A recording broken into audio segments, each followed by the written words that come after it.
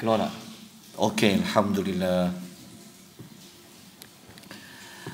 Assalamualaikum warahmatullahi wabarakatuh. Alhamdulillah wassalatu wassalamu ala Rasulillah wa ala alihi wa sahbihi wa man wala. Allahumma salli wa sallim ala nabiyyina Muhammad wa ala alihi wa sahbihi wa man tabi'ahum bi ihsanin ila yaumiddin, amma ba'd. Tuan-tuan dan puan-puan rahimani wa rahimakumullah, hari ini 3 hari bulan 6 2025 bersamaan dengan berapa Zulhijjah ni? 6 bersamaan dengan 6 Zulhijjah. Syukur kepada Allah. Pengisian kita hari ini seperti tajuk yang bulan-bulan yang sebelum ini. Tajuknya adalah betulkan yang biasa, biasakan yang betul. Apa yang biasa nak kena betulkan tu? InsyaAllah nanti kita akan perincikan satu persatu.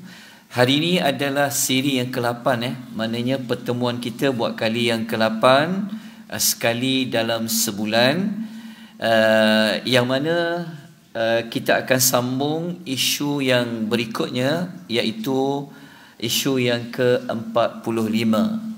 Ini bermakna kita dah selesai 46 isu. Maknanya dalam 7 pertemuan sebelum ni kita dah dapat bincang lebih kurang 44 isu. Jadi untuk siri yang ke-8 kita akan sambung lagi beberapa perkara yang moga-moga pengisian kita pada hari ini dapat menambah baik amal soleh kita, dapat memantapkan, menjadikan amal soleh kita ini yang paling sempurna. Moga-moga Allah memberikan kita petunjuk dan rahmatnya. Okey, isu nombor 45. Jadi isu pertama yang kita nak bincang pada hari ini adalah tentang masuknya bulan Zulhijjah. Sebenarnya kita dah kena mula memperbanyakkan takbir. Sebenarnya banyak takbir ni kita dah mula pada 1 Zulhijjah tempoh hari. Kita biasanya bila kita dengar orang takbir raya, macam 1 Syawal bang, betul lah tu Syawal, betul. Akhir malam raya lah tu, betul. Ada 2 kali takbir, betul. Maknanya hari Sabtu minggu ni adalah pagi 1 Zulkaidah, betul tak? Aidil Adha. Biasanya malam tu lepas maghrib orang takbir raya sampailah 11, 12, 13 Zulhijjah kan, sebab dia panjang sikit.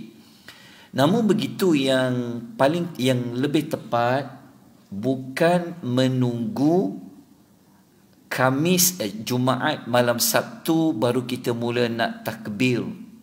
Sebenarnya kita dah mula sepatutnya pada 1 hari bulan Zulhijjah. 1 Zulhijjah tu bila?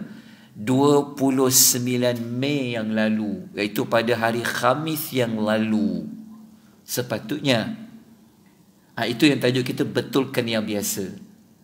Kalau biasa hanya tunggu malam raya, tapi untuk Zulkaidah ni, Zulhijjah ni, kita sepatutnya hari ni kita dah mula dah kena takbir. Apa kata kita buat takbir? Kita buat live nak takbir? Allahu Akbar, Allahu Akbar tu. Kalau kita buat ni, kalau cuba kita ada TikTok kan, ataupun adalah cuba buat takbir, mesti kita tengok apa orang komen. Awak ni betul ke ni? Tak raya lagi. Ini kita kena betulkan. Yang sepatutnya apa? Yang sepatutnya kita dah mula kena bertakbir, ucap tahlil, tahmid, takbir tu bermula pada 29 Mei yang lalu dah. Sambil berjalan ke, di pejabat ke, lepas mayang ke, bila-bila lah kita dah kena banyak bertakbir. Tengok dalil ya. Kita sebut ni bukan kita reka-reka, kita cari sandarannya. Setakat ni kalau kita ikut, kita bincang tajuk ni daripada siri 1 sampai ke hari ni, kita akan sertakan dengan dalil. Kita tak nak kita buat amal hanya ikut orang kata apa. Okay, tengok ya. Hadis rujukan kita adalah hadis riwayat Imam Ahmad. Kalau sebut riwayat tu maknanya perawi hadis tu Imam Ahmad. Hadis ni statusnya Hasan. Hasan tu bukan nama orang ya. Hasan ni dia macam kategori hadis. Hadis ni ranking 1 sahih, nombor 2 hasan, nombor 3 dhaif, dia lemah. Jadi hadis ini disahihkan oleh Syekh Ahmad Syakir, ni di antara ulama hadis terkenal di Mesir. Kalau sebut nama dia ni macam kalau kita buat tesis ke apa, kalau sebut nama dia contohnya kalau macam orang argue kita, kenapa kau cakap Ali ni Hasan? Siapa antara scholar yang merekonasikan apa, yang menuntaskan kita sebut nama dia, contohlah. Okey, hadis ni datangnya daripada Abdullah bin Umar radhiyallahu anhuma, ni anak Sayyidina Umar ataupun Ibnu Umar radhiyallahu anhuma, yang mana sabda Nabi sallallahu alaihi wasallam, ma min ayyamin, tiada hari-hari yang lebih agung indallah, di sisi Allah. Maknanya kita ada 365 hari kan, tapi bulan Islam berapa hari tak sampai 365 kan. Bukanlah bulan Jun tu tak Islam, kita kena tukar sikit, takut nanti tunggang agama pula. Zaman sekarang suka guna Islam tapi tak Islam pun. Maksudnya bulan hijrah lah, bulan hijrah. Dalam bulan hijrah tak cukup 365, dia kurang 10 rasanya macam tu kan. Sebab kita kan dia 28. Okey. Jadi kalau kita ambil lah 365 hari tu, dia tak boleh lawan hari-hari yang ada pada 10 ini. Macam Nabi kata apa?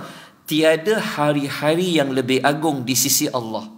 Wala ahabba ilaihi, dan lebih disukai, dicintai oleh Allah untuk kita buat amal di dalam tu, melainkan al-ayyamil ashri, iaitu hari-hari yang 10 ini. 10 ini hari apa? Bermula 1 Zulhijjah sampailah hari Sabtu akan datang ni 10 Zulhijjah, tu dipanggil hari yang 10. Sebelum ni saya tahu tuan-tuan dah dapat pun pendedahan kelebihan bulan Zulhijjah tu, termasuklah 10 hari yang awal. Jadi ni kalau ini di antara kuliah kita yang paling terbaik berbanding hari-hari yang sebelum ni. Sebab apa? Sebab kita berada pada 10 yang awal. Baca Quran paling terbaik, tanya khabar mak paling terbaik, ziarah orang tua paling terbaik, kita bagi nafkah kepada anak-anak keluarga paling terbaik, apa pun amal, kerja, amanah paling terbaik berbanding hari-hari yang lain. Lepas tu hadis tu sebut apa? Hadis 10 tu, tengok Nabi kata apa?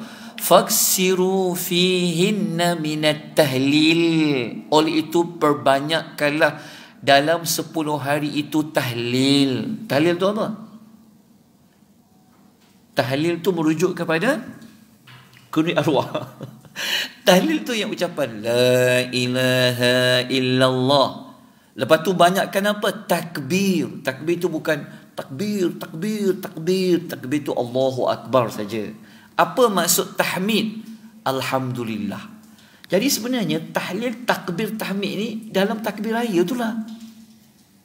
Allahu Akbar, Allahu Akbar, itu takbir. La ilaha illallah, itu tahlil. Betul? Allahu Akbar, Allahu Akbar, la ilaha illallah, Allahu Akbar, Allahu Akbar, walillahil hamd. Walillahil hamd itu tahmid, puji.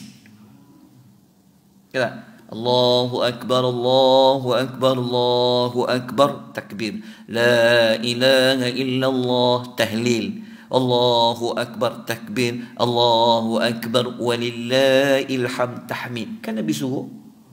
Nabi tak kata ke-10 sahaja. Tak.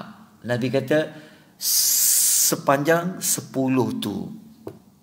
Tapi tak dengar tuan-tuan. Daripada bawah tadi sampai ke atas. So depan ni dalam lift, Allahu Akbar. Biar orang kata kita apa? Awal betul. Kita yang takbir semasa hari raya yang orang buat lepas solat tu, ini dipanggil takbir, betul? Ini dipanggil takbir muqayyad. Muqayyad tu dikaitkan dengan masa, iaitu takbir setelah salat fardu, dimulakan subuh pada 9 hari Arafah sampailah salat asar hari tasyrik. Tasyrik tu tak tahu dengan tasyrik. 11, 12, 13 hari Zulhijjah. Maknanya sampai hari Selasa. Kan hari Sabtu Raya Aidil Adha. Hari Ahad, Isnin, Selasa tu dipanggil 3 hari tasyrik. Takbir kena dibuat sampailah asalnya hari tasyrik hari Selasa tu. Takbir mutlak tu kita boleh buat dia sampailah hari Selasa akan datang. So lepas ni buat lah, InsyaAllah, supaya kita betulkan yang biasa, biasakan yang betul. Kena jelas tak? Kalau orang tanya, kena kita ada jawapan dia. Itu sepatutnya TV sepatutnya dah boleh keluarkan. Betul tak? Tuan-tuan nanti saya jadi Menteri Agama. Tak ada lah, saya gurau je. Tak ada lah, sepatutnya radio IKIM ada. Kenapa tak digunakan untuk sebarkan sunnah ni? Kan tidak sampai bila kita nak buat. Mungkin sebab tak besar kot. Allah besarkan Allah tau. Besarkan Allah. La ilaha illallah tu besar, kalimat tahlil memuji Allah Subhanahu wa taala. Mungkin pembaruan lah, InsyaAllah kita buat. Okey, ini hadis dia. Okey, dapat nombor 1, selesai dah. Okey, isu yang kedua, tapi jadi 46 sebab kita sambung daripada tajuk yang sebelum ni, iaitu buatlah ibadah korban bagi siapa yang mampu. Sekarang ni paling murah satu bahagian berapa? Satu bahagian lembu 800 lah, 850 lah. Setakat ni saya lihat 850 lah ringgit Malaysia lah, satu bahagian lembu. Kalau kambing adalah boleh dapat 1000 lah contoh kan. Kalau 850 ni mampu tak? Agak-agak tak tahu apa nak buat. Kalau on the spot tu mungkin susah sikit. Tapi kalau kita kumpul sikit rasanya kita mampu. Tapi kalau tak mampu sangat dah, banyak 850 ni. Kalau tak mampu sangat dah, dia boleh buat di luar lah. Ada kalau macam dekat Afrika ke, dekat Kemboja tu boleh 250, 300 lah kalau mampu lah kan. Tapi terbaik buat di dalam dulu. Okey, jadi tajuknya apa yang nak kena betul? Yang betulnya nak kena betul orang yang mampu tapi tak nak ambil bahagian buat ibadat korban. Jadi yang betulnya apa? Kita buatlah walaupun hanya satu bahagian. Kalau ikut Imam Syafi'i disebut dalam kitab I'anatul Talibin, Imam Syafi'i rahimahullah mengatakan, bagi pandangan aku, dia kata, siapa yang mampu dia tak layak untuk dia tinggalkan. Maksudnya dia bagi pendapat Syafi'i wajib bagi siapa yang mampu tadi. Okey, mana dalil sokongan? Ini bukan dalil sokongan, inilah dalil utamanya dalam hadis riwayat Ibnu Majah. HR kat situ saya sebut sebelum ni apa dia? Hadis riwayat bukan Humar Risas hadis riwayat Ibnu Majah dan Imam Ahmad daripada Abu Hurairah radhiyallahu anhu. Hadis ni dia sahih. Lepas ni ingat, kalau dengar hadis, tuan-tuan layak tanya, Ustaz, status hadis tu apa? Macam itu, biar dia buat kerja sikit. Kalau tidak dia bagi yang palsu, kan ni macam-macam. Kena tanya. Letakkan satu disiplin, apabila dia baca hadis, dia letak status dia supaya kita pun nak amalkan. Okey. Status hadis sahih yang mana sabda Nabi SAW, saya terus pada terjemah maknanya waktu berjalan, kita bulan kiamat lah dekat ni.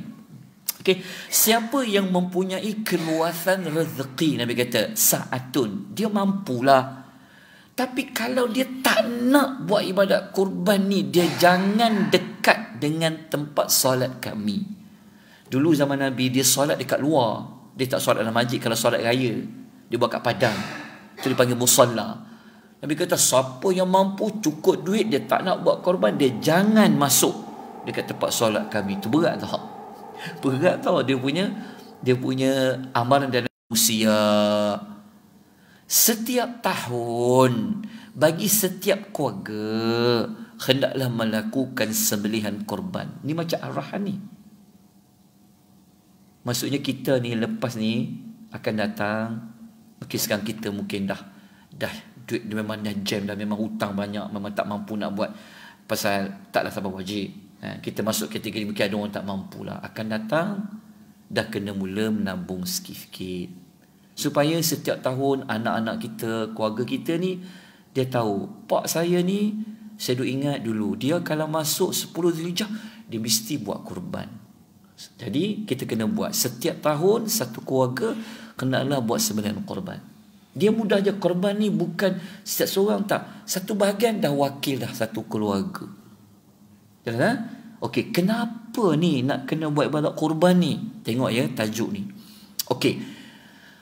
Hadis ketiga, hadis ni dia ada kaitan dengan korban, tapi Nabi sebut di riwayat Bukhari dan juga riwayat Ad-Darimi. Kenapa saya underline kan? Kerana ini lafaz hadis ni riwayat Ad-Darimi. Yang mana sabda Nabi SAW, tidak ada mana-mana amal yang lebih mulia di sisi Allah, yang lebih besar pahalanya daripada kebaikan yang seseorang buat pada 10 hari Adha.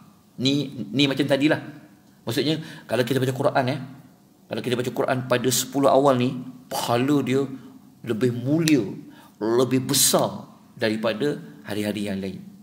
Sebab tu ada orang sebelum ni dia sebelum ni mungkin dia kurang amal, tapi dia masuk 10 akhir dia macam pulun amal, sebab pahalanya lebih apa? Mulia dan lebih besar. Tapi dia sebut tak amal apa?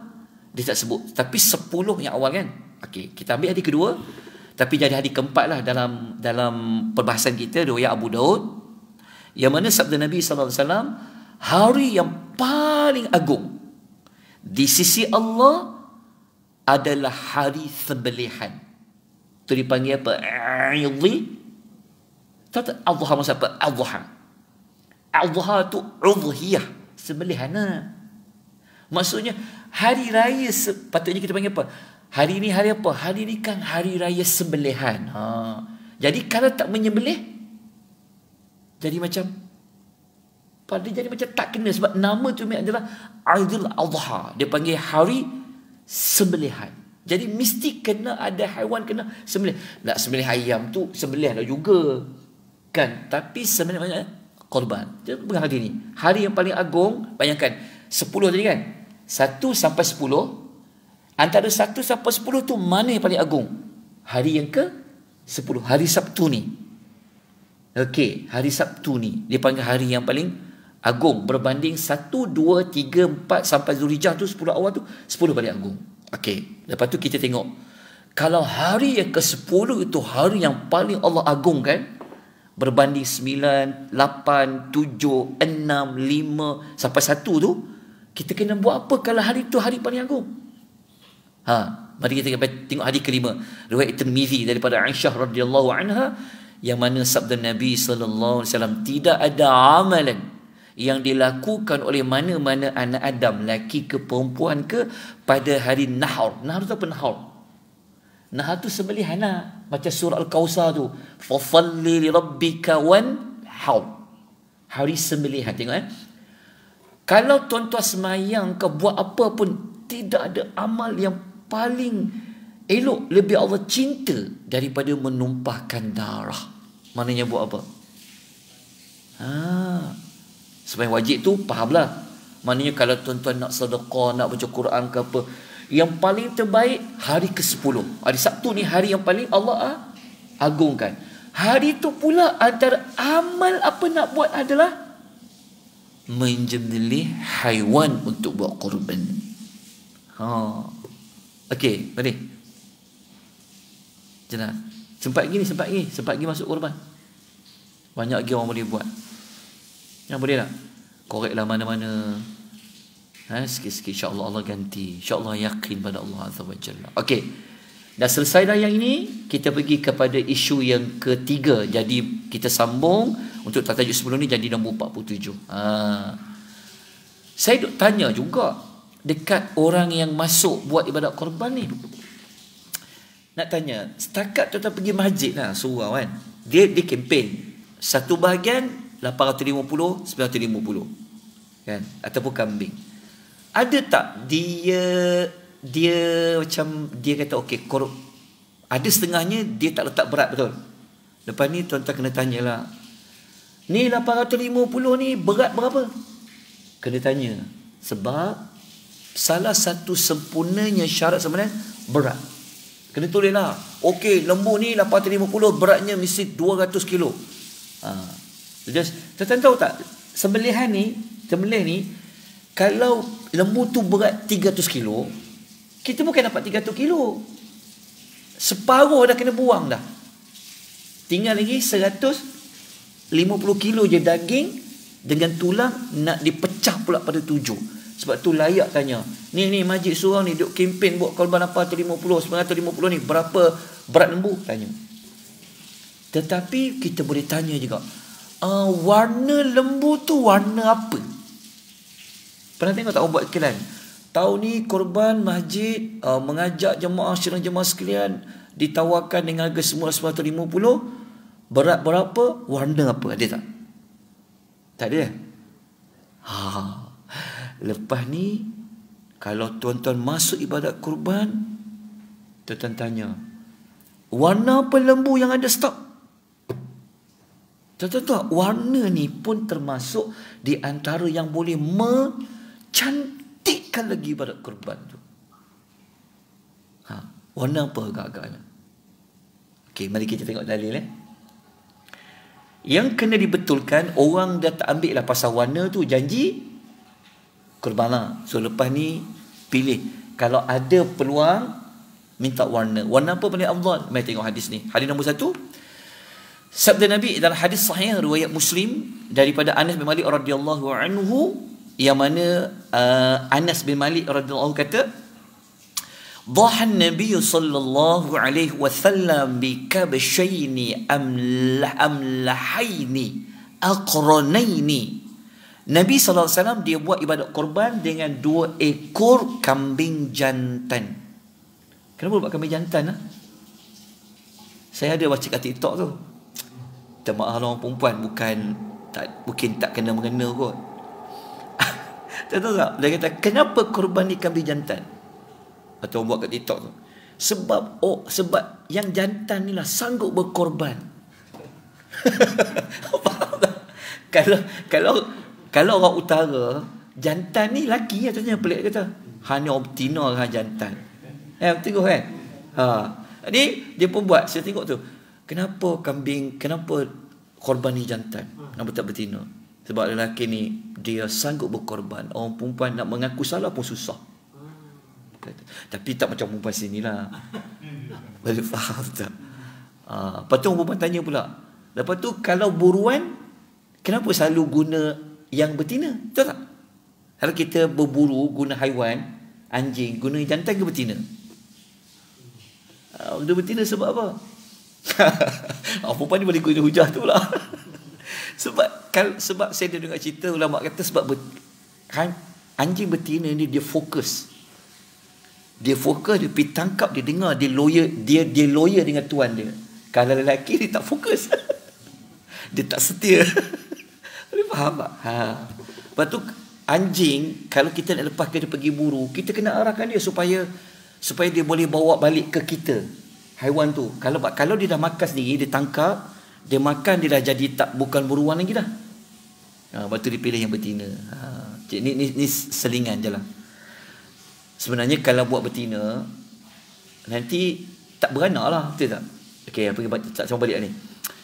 Nabi cari yang jantan, kibas, tapi Nabi pilih putih campur hitam. Kita tengok yang saya letak amlahaini. Kenapa ada haini? Sebab dia 2 ekor lah. Okey, nanti kita kupas apa tu dalam haini. Lepas tu Nabi cari yang bertanduk. Lepas tu Nabi sembelih sendirilah. Okey, ni tak apa. Sebab tu kalau dipilih haiwan, kalau kambing, cari dulu kambing yang ada tanduk. Itu memang ranking dia. Tapi kalau tak ada tanduk, bukanlah jadi isu besar pun lah. Tak, bukanlah mesti ada tanduk, tak. Tapi kalau tanduk dia macam bagus lah. Dia lain sikit ada tanduk ni. Okey, tapi kita nak bincang ni pasal apa? Pasal warna pasal warna ni. Okey, tengok. Para ulama fiqh seperti Al-Imam An-Nawawi, Okey, dia ulah hadis tadi tu. Hadis yang Nabi sembelih, Nabi buat korban 2 ekor kambing amlahain tadi kan. Beliau menukilkan ulasan Ibnul Arabi. Menurut Ibnul Arabi, perkataan al-amlah. Tahu tak al-amlah tadi tu? Amlahain tu 2 ekor. Satu dia panggil amlah. Adalah al-abiyatul khalisul bayad. Adalah putih bersih warna dia. Jadi kalau pilih hewan kurban, kalau boleh pilih stok awal, saya nak lembu, gemuk, besar, putih, tanduk. Kenapa warna putih? Nabi pilih yang putih. Okey. Al-Imam An-Nawawi kata lagi. Dia kata, Al-Imam Asma'i kata, amlah adalah putih bertumpuk hitam. Maksudnya ada sikit hitam lah. Kalau pendapat pertama kata dia putih, putih terus, putih semua. Telajak, putih. Macam tu. Kalau hak ni dia ada sikit hitam. Tak apalah, janji putih banyak. Okey, saya pendekkan cerita. Kenapa putih tu? Kata Al-Imam Munawi dalam Faidul Qadir, dia kata, dia pilih warna putih. Kenapa kena titik beratkan warna juga? Kerana warna ini adalah elok penampilannya. Kita kan nak bersembah kepada Allah. Kita kalau pilih kereta, pilih warna lah. Ke tuan-tuan jenis, ikutlah. Ke pilih warna juga? Kan? Pilih warna kan? Tetapi suka warna apa? Warna apa kata tu pilih? Kereta tak ada masalah lah. Paling penting, orang lelaki ni dia pilih warna apa? Ke pink. Kita ni kadang-kadang jelah, biasa putih ni cantik lah, tapi nak jaga payah lah. Contoh kan, kenderaan tak apalah. Ini nak persembahkan kepada Allah haiwan tu nanti, hang dah lah bagi yang kurus. Betul tak? Lepas tu kalau belajar sempurna korban tu bersalah. Tapi bukan slot saya nak cerita pasal korban. Saya cuma pilih tajuk kita adalah, lepas ni kalau buat ibadat korban, titik beratkan juga pasal warna tu. Lepas tu tempah awal-awal, saya nak warna putih dulu. Kalau dia bayar mahal sikit, tak apa tuan, ada. Tapi bayar RM50. Tak apalah, jadi dia warna putih. Kerana antara sebabnya kata para ulama, kerana kita nak tampilkan korban itu kepada Allah biar yang elok. Ada juga para ulama kata kerana warna tu nanti dia menunjuk kepada banyak lemak dan juga dagingnya. Allahu ta'ala alam. Justru itu, kata Imam Munawi, orang yang buat ibadat korban, dia mestilah memilih jenis haiwan yang paling terbaik, sempurna fizikal yang paling gemuk lah. Ni kita sudah sedia maklum. Okey, tuan-tuan, para ulama sampai dia buat senarai warna tau. Nombor 1 apa? Sampai ke bawah. Dalam fuqaha mazhab Syafi'i, kata Imam An-Nawawi, dia kata apa? Semua ulama dalam Syafi'i sepakat bab warna memang kena diambil berat juga. Okey, dia berkata apa? Warna yang ranking 1, dia kata apa? Warna yang pada afdal ialah warna apa? Al-bayda, putih. Kedua apa? Safra, kuning. Biasanya kita ada nombor 2 ni. Kuning Kuning bukan kuning. Maksudnya biasanya kita dapat stok biasanya kuning lah, macam kuning-kuning tu biasa dapat. Tapi nombor 1 pun putih. Kambing senang sikit nak dapat. Tapi kalau lembu ni kena awal lah. Lepas tu apa? Para ulama kata, mana kata apa? Kemudian apa? Ghabara, iaitu warna kelabu. Taklah putih dan tidak gelap. Kemudian warna apa? Balqa. Balqa ni maksudnya dia macam warna putih sebahagian hitam. Dia macam belang lah. Senang nak cerita, ambil kuda belang lah. Boleh? Korban buat kuda belang. Dia bukan awak tenatkan. Lepas tu last kali baru hitam tau. Hitam ni kira warna yang paling bawah sekali. Tapi ingatnya bukan syarat sahnya korban pada warna. Tolonglah, sebab tajuk kita ni adalah lebih kepada nak bincang apa amal yang terbaik kita nak buat.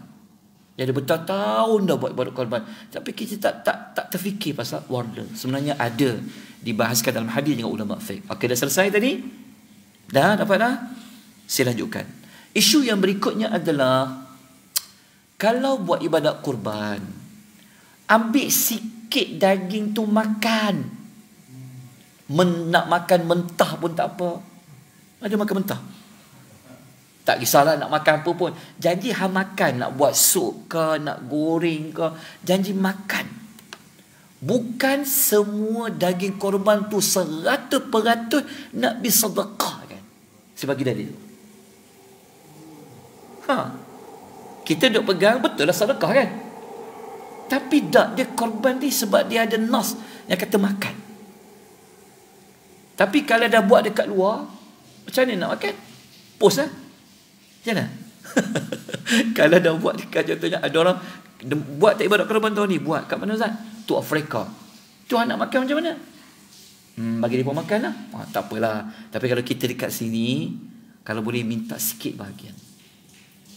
Lebih tu, ambil 1/3 ke 2/3 sedekahkan. Ataupun kurang daripada 1/3. Okay, tengok dalil lah.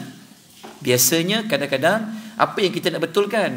Kita nak betulkan bukan sedekah semua dengan korban. Yang tepatnya makan sikit. Tengok rujukan dia. Rujukan kita hadis sahih riwayat Muslim pada Jabir bin Abdullah radhiyallahu anhu. Saya cepatkan sikit ya. Terjemahan hadis tu. Nabi SAW pernah sembelih 63 ekor unta. Unta ni senang kan? Sebab dia kan leher dia tinggi. Tak payah nak jatuh macam kita nak jatuh lembu pun dah dekat sejam. Lepas tu, lepas unta yang ke-64 tu, Nabi bagi pula kepada Ali bin Abi Talib untuk Nabi sembelih, untuk dia sembelih. Okey Ali, hang pula sembelih lah. Yang lebih-lebih tu. Lepas tu, Nabi SAW menyuruh kami supaya bagi setiap satu unta itu dibahagi kepada beberapa orang. Maksud dia macam ni. Kalau tuan-tuan nak korban 3 kambing, 3 ekor kambing lah, sunnahnya setiap satu kambing tu ada bahagian sedekah. Jangan 2 ekor kambing sedekah, 1 ambil semua. Dia tak sunnah. Faham tak maksud dia? Maksud dia 3 ekor tu, setiap seekor tu disedekahkan daging ni. Ada yang kita ambil, yang kedua pun kita ambil sikit, sedekah sikit, ketiga pun ambil sikit, sedekah sikit. Macam tu Nabi buat bagi setiap ekor unta. Lepas tu dimasukkan ke dalam periuk lalu dimasak. Setelah itu Nabi makan dagingnya dan minum kuahnya. Nabi masak apa ni? Sup lah. Dah tak sup Sup kambing. Tengok kat kedai mamak tu pula. Sup kambing maknanya Nabi makan tak? Nabi makan. Ni dalil dia. Okey, kita bagi 2 dalil Quran. Dalil pertama kita tengok dalam surah Al-Hajj ayat 28. Hal tu halaman bukan apa kehenya. Jangan lupa apa hal tu halaman muka surat 335. Tengok Allah kata apa? Fakulu minha, makanlah sebahagian darinya, wa at'imul ba'isal faqir, dan berilah untuk dimakan oleh orang yang susah lagi fakir. Kalau ikut ayat ni macam ni bahagian dia? 2. Sebagian makan, sebagainya sedekah. Betul tak Allah suruh makan? Fakulu minha tu arahan tau, perintah tau. Itu ayat perintah. Sebab itu ada di kalangan para sarjana kata wajib makan sikit bagi peserta korban. Bukan peserta korban tu dia makan nasi ke tak, dia makan daripada sebenarnya korban dia tu.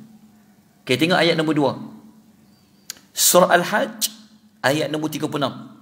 Allah kata apa?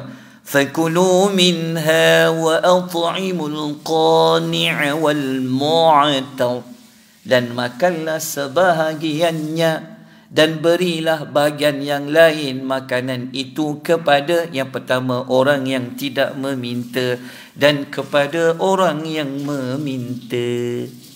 Nampak tak pembahagian dia? Inilah dalil menunjukkan korban tak sah kalau tak disedekahkan. Dia tak boleh makan semua. Mesti ada untuk disedekahkan. Nak sedekah kepada siapa? Pendapat pertama kata orang yang tidak meminta ni jenis orang miskin yang jenis macam dia tak suka, dia jenis macam malu lah nak pergi minta-minta ni dia, faham tak? Yang kedua ni memang jenis, bukan jenis tak malu, maksudnya jenis yang contoh macam kerajaan kata siapa yang layak dapat bantuan ni sila pohon. Ada orang dia layak dapat tapi dia kata tak apalah, faham tak? Jenis macam tu dua-dua. Ada pendapat mengatakan orang yang tak meminta ni merujuk kepada orang yang mampu. Tu jadi pembahagian dia jadi macam ni. 1/3 makan, 1/3 hadiah, 1/3 sedekah. Ada yang kata macam tu.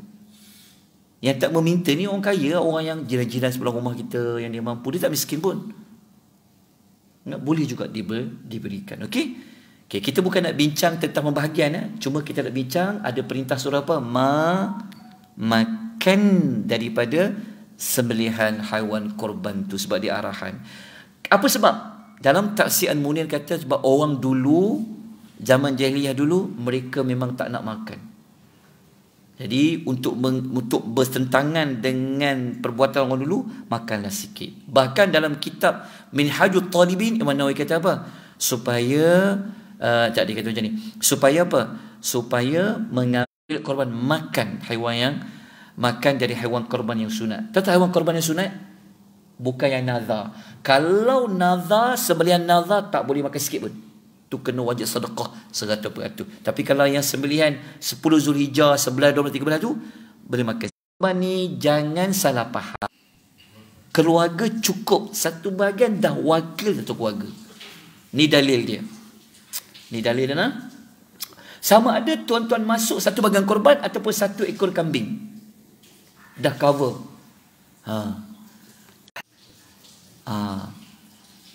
Atau tuan diam-diam kau tak tahu ke? Kan? Satu suami dia boleh merangkumi 3 rumah. Jadi tak payahlah rumah pertama pun buat satu bahagian, rumah kedua buat satu bahagian, rumah ketiga buat satu bahagian. Tak. Seorang suami dia cover satu keluarga dia. Kalau dia ada anak 12 orang, dia masuk satu bahagian je 850. 12 orang termasuk isteri dia dapat pahala korban yang sama. Ni dalil dia. Mari kita tengok dalil dia.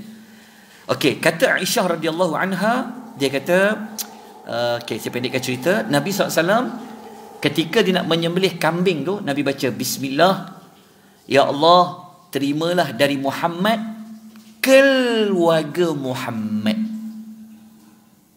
Nabi kata apa?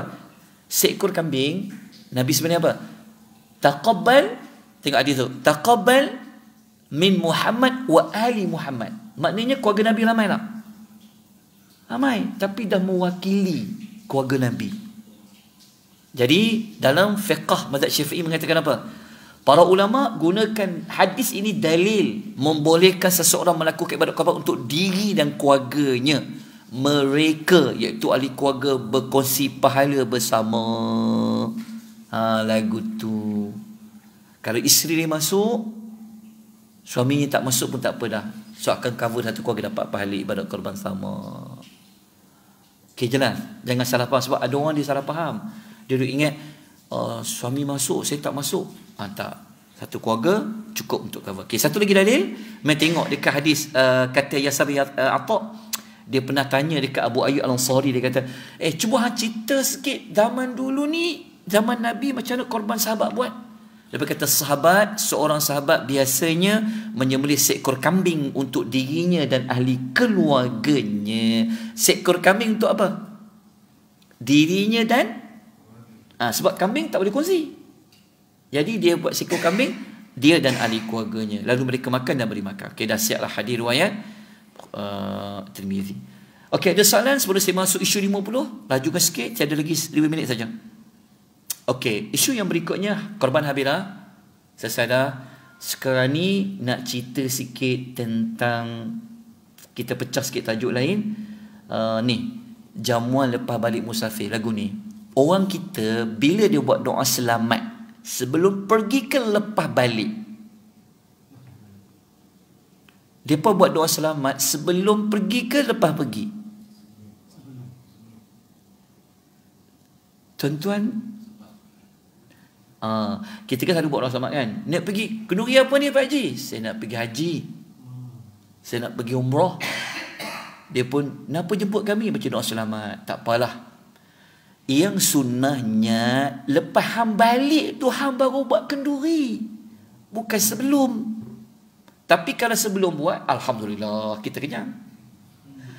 Tapi dia jadi terbalik lah. Kalau boleh lepas hang balik baru hang selamat. Yang tepat je macam tu lah. Kita tengok dalil ya. Tapi bukan bermaksud dia nak, tapi tiba ke Madinah. Jadi kalau orang balik haji, dia sepatutnya buat lepas dia selamat balik haji tu, bukan sebelum pergi. Imam Bukhari tulis tajuk apa? Bab jamuan ketika ada musafir yang datang. Hadis nombor 2 riwayat Ibn At-Tirmizi. Okey, ni tak apalah, ni kita tinggalkan. Saya masuk isu 51. Ni isu bab lain pula ni. Ni bab orang terkentut sikit lah. Sebab dia makan tadi banyak, terkentut dia. Dah, ni saya nak tunjuk perempuan. Tajuk kita ni nak tunjuk sunnah Nabi ni, dia merangkumi semua perkara, daripada sekecil sampai sekecil-kecilnya. Okey, yang ini biasa tak tuan buat benda ni? Betul tak? Ketawa kan? Okey, dia yang tepatnya apa? Diam je.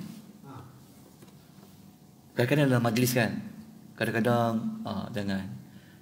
Ni saya sebut ni bukan sebab kerana nak tunjuk bahawa sunnah Nabi ni sampai part ni pun ada ke? Ada. Ni Islam lengkap. Tengok hadis riwayat Bukhari Muslim daripada Abdullah bin Abi Zam'ah radhiyallahu anhu mengatakan, Nabi kata apa?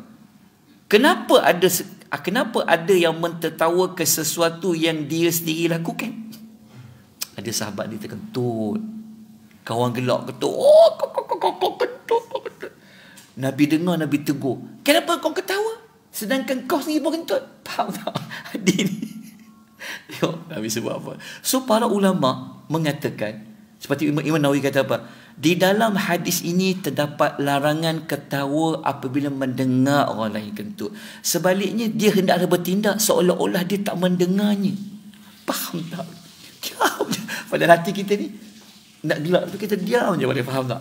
Okey, hadis yang kedua daripada riwayat At-Tabrani, daripada dalam Mu'jamul Awsat, yang mana Nabi SAW apa? Melarang perbuatan ketawa kerana terkentut. Kerana orang dulu ni zaman jahiliah akan mentertawakan siapa yang kentut dalam majlis, kerana sehingga Nabi melarang mereka daripada buat demikian. Okey, jelas tak?